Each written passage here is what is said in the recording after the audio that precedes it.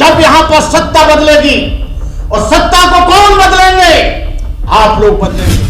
वाल्मीकि भाइयों को झाड़ू दिखाया, ये तुम्हारा झाड़ू है। फटाफट वाल्मीकियों ने वोट दे दिया। संविधान को इसी धरती पर जलाया जाता है। केजरीवाल ने बाबा साहब अम्बेडकर और भगत सिंह का फोटो लगाया, लोगों ने सटासट वोट दे दिया। ये लोग बहुत बेईमान लोग हैं।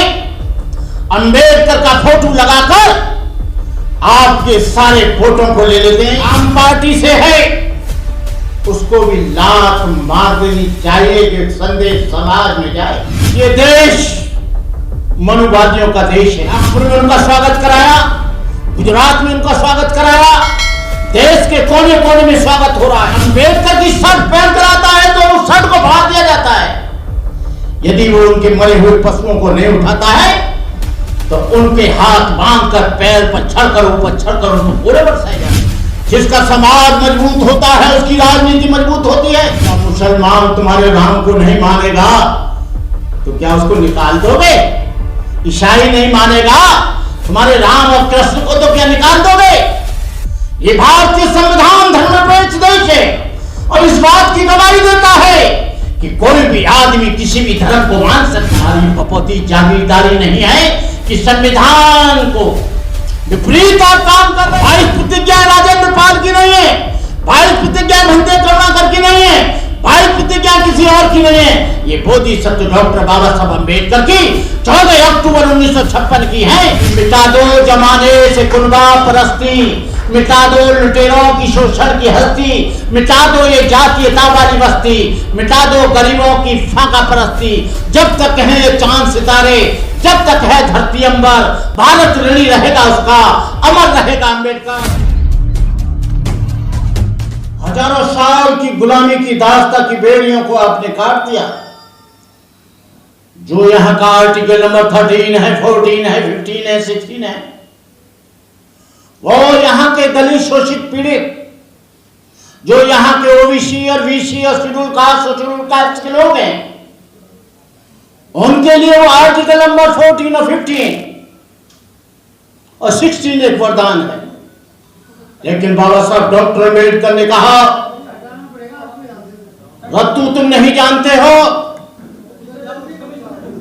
रत्तू तुमको पता नहीं है,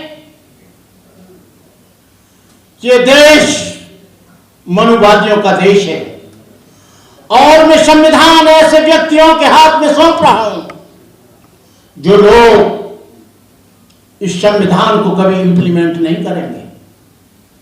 जिस देश का राष्ट्रपति राजेंद्र प्रसाद राष्ट्रपति बनने पर 101 ब्राह्मणों के पैर धोता हो और उस पैर धोने की गंदगी का आचमन लेता हो और वह अहोभाग्य समझता हो, लोहिया जी ने इस पर बहुत कटाक्ष किया। लोहिया जी ने कहा, कोई कल्पना नहीं की जा सकती कि यहां पर लोकतंत्र और डेमोक्रेसी जिंदा रहेगी, जमहूरियत यहां जिंदा रहेगी, आदमी का अधिकार जिंदा रहेगा। बाबा साहब डॉक्टर अम्बेडकर ने आज से पहले कह दिया था। आपको मालूम होना चाहिए वकीलों, इस देश का सबसे बड़ा पहला सदस्य इस देश का प्रधान राष्ट्रपति होता है। मैं उस समय जगन्नाथपुरी में था और सर्वधर्म सम्मेलन में ब्रह्मा कुमारी के लोगों ने मुझे बौद्धों की तरफ से प्रतिनिधित्व करने के लिए बुलाया था। राष्ट्रपति गए, लेकिन जगन्नाथपुरी के मंदिर में उन ब्राह्मणों ने, पुजारियों ने उनको अंदर नहीं घुसने दिया। ये वीडियो है, मैं झूठ नहीं बोल रहा हूं, यहां के समस्त अखबारों में आया। जिस देश में राष्ट्रपति को नहीं घुसने दिया जाता हो, डॉक्टर अम्बेडकर जैसे व्यक्ति को जो लंदन से और कोलंबिया से इतना बड़ा पढ़ाई करके आया हो, डॉक्टर अम्बेडकर बड़ौदा में बैठकर ये संकल्प लिया था कि मैं इस व्यवस्था को नेस्त नाबूद करूंगा। लेकिन यहां का सड़ियल और ढालियल ढांचा यहां का जो सड़ियल और ढलियल ढांचा है उसको बदलने के लिए आज से 2500 वर्ष पहले बुद्ध आए, महावीर, स्वामी जैन और गुरु नानक आए, चोखा मेला आए, ज्योतिरा फुले आए, साहू जी महाराज आए, कबीर आए, रैदास आए, लेकिन वो ढांचा आज भी 5000 वर्ष से वैसा का वैसा खड़ा हुआ है।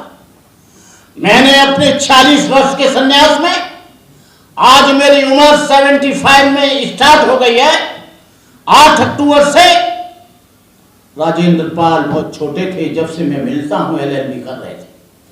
राजेंद्र पाल से मेरा बहुत पुराना संबंध है। राजेंद्र पाल एक अच्छे व्यक्ति हैं, लेकिन वो किस हड़बड़ी में हैं, क्या कारण है कि उन्होंने इस्तीफा दे दिया, वो तो वो जाने, हमें इस बात का पता नहीं। लेकिन उनकी जो 22 प्रतिज्ञा है उसकी वजह से सारे देश का अम्बेडकरवादी और बुद्धिस्ट उनकी साथ है। नागपुर में उनका स्वागत कराया, गुजरात में उनका स्वागत कराया, देश के कोने कोने में स्वागत हो रहा है। लेकिन हम चाहते थे कि ये जो इनका विधायक आम पार्टी से है उसको भी लात मार देनी चाहिए, कि संदेश समाज में जाए। क्यों? ये देश 4 स्तंभों से चलता है। आप तो पढ़े लिखे लोग हैं, वकील हो, मैं तो वकील नहीं हूं, मैं तो फिलॉसफी का स्टूडेंट रहा हूं। और फिलोसफर तो जो जानते हैं आप, आधा पागल होता है, उसे कुछ ज्यादा मालूम नहीं होता कानून वानून के बारे में। लेकिन यहां के 4 स्तंभ हैं जिससे देश चलता है, जो हमारा संविधान चलाता है, न्यायपालिका, कार्यपालिका, विधायिका और मीडिया। चारों स्तंभों पर आप जिनसे लड़ाई लड़ रहे हो उनका कब्जा है। न्यायालय में चले जाओ वो बैठे हैं, कार्यपालिका में एडमिनिस्ट्रेशन चले जाओ वो बैठे हैं, विधायिका में चले जाओ आप उन्हें चुनकर भेज देते वो बैठे हैं। और मीडिया पर तो आज जो हमारा सोशल मीडिया, जो हमारे गरीब लोग हैं, वो हमारी आवाज को लोगों तक पहुंचाने का काम कर रहे हैं। लेकिन जो सोशल मीडिया का काम करते हैं उनको हम हेल्प नहीं देते हैं। उनका थोड़े दिन सोशल मीडिया चलता है, जो दूसरे मनुवादी मीडिया उनके पीछे टाटा बिरला डाल में है। लेकिन हम नौकरी करते हैं, 4 पैसे कमाते हैं, इन सोशल मीडिया वालों को भी थोड़ा थोड़ा कुछ हेल्प करना चाहिए। मैं हमेशा इन लोगों को प्रोत्साहित करता हूं, हमेशा इन लोगों को साथ देता हूं। मेरा कहने का मतलब यह है, मैं ज्यादा देर तक नहीं बोलूंगा क्योंकि मुझे 10 मिनट दिए हैं। हम लोग, हमारा समाज सोडा वाटर की बोतल है, खोला ढक्कन तो ऊपर तक फप से बाहर निकल गई गैस, और थोड़े दिन तक बात सब कुछ शांत हो गया। एट्रोसिटी एक्ट चला, बिना लीडर के चला, बिना प्लीडर के चला, और सोशल मीडिया पर सारा आया। 12 बच्चे उसमें शहीद हुए, मारे गए 18 से 25 वर्ष के लोग। मेरा कहने का मतलब यह है, अब भाषण देने का समय समाप्त हुआ है। लोकतंत्र तरीके से शहादत और बलिदान आपको देना पड़ेगा।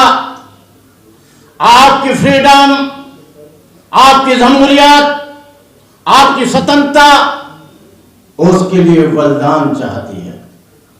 ये लोग इतनी आसानी से आपको स्वतंत्रता नहीं देंगे। अरे आप बात करते हो, कब तक गाते रहोगे इसको कि मैंने नल छू लिया, मैंने घड़ा छू लिया, मैंने बाल्टी छू ली, मैंने ये छू लिया, मैंने लोटा छू लिया। अरे वो तो आज भी हो रहा है। इंद्र मेघवाल जैसे बच्चे को, 9 वर्ष के बच्चे को मार दिया जाता है। और जितेंद्र जैसे व्यक्ति को मूंछ रखाने पर कत्ल कर दिया जाता है। घासगंज में बारात को छोड़ने नहीं दिया जाता है। आपको मंदिरों में पिटाई होती है, कथा होती है तो आपको पीट पीट के भगा दिया जाता है। आपके संविधान को इसी धरती पर जलाया जाता है, केवल इस पार्लियामेंट की बगल में जहां पर लोग बैठे हैं। 135 लोग पार्लियामेंट में, उनके कान पर जू नहीं लगती है, रिजर्व सीट से आते हैं। लेकिन जो यहां का रिजर्व सीट का आदमी है, एससी का आदमी है, एसटी का आदमी है, बैकवर्ड का आदमी है, ओबीसी का आदमी है, उस पर जुल्म होता है, अत्याचार होता है, उनकी बहन बेटियों के साथ बलात्कार होता है। आप कब तक कहोगे कि हमारा ये फ्रीडम ऑफ चॉइस? इस देश में कल्पना मत करना, 60 वर्ष गुजर गए, अब आपकी फ्रीडम की चॉइस है। चॉइस का मतलब है बोलने का अधिकार, चलने का अधिकार, खाने का अधिकार। लेकिन यहां गाड़ी में आता है, गुजरात में कोई नया लड़का तो गाड़ी को तोड़ दिया जाता है। अंबेडकर की शर्ट पहन कर आता है तो उस शर्ट को फाड़ दिया जाता है। यदि वो उनके मरे हुए पशुओं को नहीं उठाता है तो उनके हाथ बांधकर पैर पर छड़कर ऊपर छड़कर उन पर पूरे बरसाए जाते हैं। अरे कहां फ्रीडम ढूंढ रहे हो? अपने हाथ में फ्रीडम लो। मुझे राहुल नागपाल जानता है, मुझे राजेंद्र पाल जानता है। मेरे ऊपर जुल्म हुआ, मैंने कभी एफआईआर नहीं की। उस जुल्म का बदला मैंने लिया। मैं सेंट्रल जेल में 1.5 साल तक फतेहगढ़ सेंट्रल जेल में रहा। मैंने कभी आह नहीं की। ये जो बच्चा है चंद्रशेखर आजाद, इसको छुड़ाने वाला, इसको हेल्प करने वाला घंटे करुणा करे, मैं चुपचाप काम करता हूं। राहुल नागपाल जानता है। राहुल नागपाल, एडवोकेट सुरजीत, बालक राम, हम तीनों 2-2, 4-4, 10-10 बार जेल में गए। वहां कहता था कि हमको छुड़ा लो। हम के छुड़ा तो लेंगे, लेकिन तू कोई पार्टी मत बनाना। आदमी सोशल मूवमेंट के पीछे अपना राजनीतिक स्वार्थ तलाशता है, सामाजिक आंदोलन के पीछे अपना राजनीतिक स्वार्थ पूरा करता है। बाबा साहब ने कहा था ऐसे लोगों से कभी अपेक्षा मत करना कि ये तुम्हारे समाज का काम करेंगे। काशीराम कहते थे हम जीते ना जीते, विधायक आए ना आए, राजनीति चले ना चले, लेकिन सामाजिक आंदोलन निरंतर चलता रहना चाहिए। जिसका समाज मजबूत होता है उसकी राजनीति मजबूत होती है। जिसका समाज मजबूत होता है उसकी सत्ता परिवर्तित होती है। यह सत्ता और व्यवस्था का चक्कर है। यहां पर सामाजिक परिवर्तन कब आएगा? जब यहां पर सत्ता बदलेगी। और सत्ता को कौन बदलेंगे? आप लोग बदलेंगे। कल एक बैकवर्ड का आदमी था, उसने मेरे से कहा बंते जी राम मंदिर तो बन गया और हमारा कल्याण भी राम मंदिर करेगा।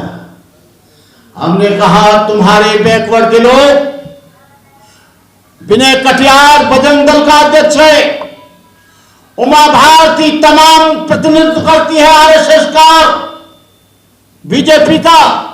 कल्याण सिंह कहा करते थे कि मैं राम मंदिर के लिए हजारों बार फांसी पर लटक जाऊंगा, लेकिन राम मंदिर की निर्माण कमेटी में एक भी बैकवर्ड को नहीं रखा गया। राम मंदिर के ट्रस्ट में एक भी एससी एसटी बैकवर्ड के आदमी को नहीं रखा गया। तो मैं कहता हूं कि आप लोग कहीं नहीं हैं, आपके छलावा करते हैं ये लोग बहुत बेईमान लोग हैं। अंबेडकर का फोटो लगाकर आपके सारे वोटों को ले लेते हैं। आप लोग बहुत इमोशनल हो, बहुत भावुक हो। मेरा मतलब आपसे नहीं है, आपके समाज से है, पिछड़ा वर्ग से है। केजरीवाल ने बाबा साहब अम्बेडकर और भगत सिंह का फोटो लगाया, लोगों ने सटासट वोट दे दिया। वाल्मीकि भाइयों को झाड़ू दिखाया, ये तुम्हारा झाड़ू है, फटाफट वाल्मीकियों ने वोट दे दिया। अंबेडकर का फोटो दिखाकर वो वोट ले गए, झाड़ू लिखाकर वो वोट ले गए, मुख्यमंत्री बन गए। मैं कहना चाहता हूं कि अब केजरीवाल जी, आपको पूछना चाहता हूं, डॉक्टर अंबेडकर तो किसी भी उसको मानते नहीं थे। 22 प्रतिज्ञाएं आज से नहीं, 17वां वॉल्यूम बीजेपी ने छपवाया, 40वां वॉल्यूम बीजेपी ने छपवाया, और उसमें बाबा साहब की प्रतिज्ञाएं। तुम्हारे ये गडकरी जी 6 तारीख को 5 तारीख को मैं नागपुर में था। गडकरी जी, फडणवीस जी, रामदास आठवले जी और तमाम बीजेपी के लोग वहां पर थे। उस पंडाल में सुरेश ससाई की अध्यक्षता में 22 प्रतिज्ञाएं दी गई। 22 प्रतिज्ञाओं को आपने क्यों इतना बायबेला मचा दिया है पूरे देश में? क्या मुसलमान तुम्हारे राम को नहीं मानेगा तो क्या उसको निकाल दोगे? ईसाई नहीं मानेगा तुम्हारे राम और कृष्ण को तो क्या निकाल दोगे? ये भारतीय संविधान धर्मनिरपेक्ष देश है और इस बात की गवाही देता है कि कोई भी आदमी किसी भी धर्म को मान सकता है, किसी भी विचारधारा को मान सकता है, किसी भी आइडियोलॉजी को मान सकता है, किसी भी फिलॉसफी को मान सकता है, किसी भी दर्शन को छोड़ सकता है, किसी भी दर्शन को अंगीकार कर सकता है। ये तुम्हारी बपौती जागीरदारी नहीं है कि संविधान को विपरीत आप काम कर रहे हो, संविधान के आर्टिकलों को कुचल रहे हो, संविधान की धाराओं को कुचल रहे हो, आदमी की फ्रीडम, आदमी की जमहूरियत, आदमी का जो आपका सिद्धांत है उसको भी तुम कुचल रहे हो। अरे 22 प्रतिज्ञाएं यदि राजेंद्र पाल नहीं मानता है, और 22 प्रतिज्ञाएं राजेंद्र पाल की नहीं है, 22 प्रतिज्ञाएं भंते करुणाकर की नहीं है, 22 प्रतिज्ञाएं किसी और की नहीं है, ये बोधिसत्व डॉक्टर बाबा साहब अम्बेडकर की 14 अक्टूबर 1956 की है। आप लोग बाबा साहब पर मुकदमा चलाओ, हम लोगों पर नहीं। इन्हीं शब्दों के साथ मैं आप लोगों से कहना चाहूंगा कि मिटा दो जमाने से कुनबा परस्ती, मिटा दो लुटेरों की शोषण की हस्ती, मिटा दो ये जातीयता वाली बस्ती, मिटा दो गरीबों की फाका परस्ती। जब तक है चांद सितारे, जब तक है धरती अंबर, भारत ऋणी रहेगा उसका, अमर रहेगा अम्बेडकर। जय भीम, नमो बुद्धाय, जय भारत।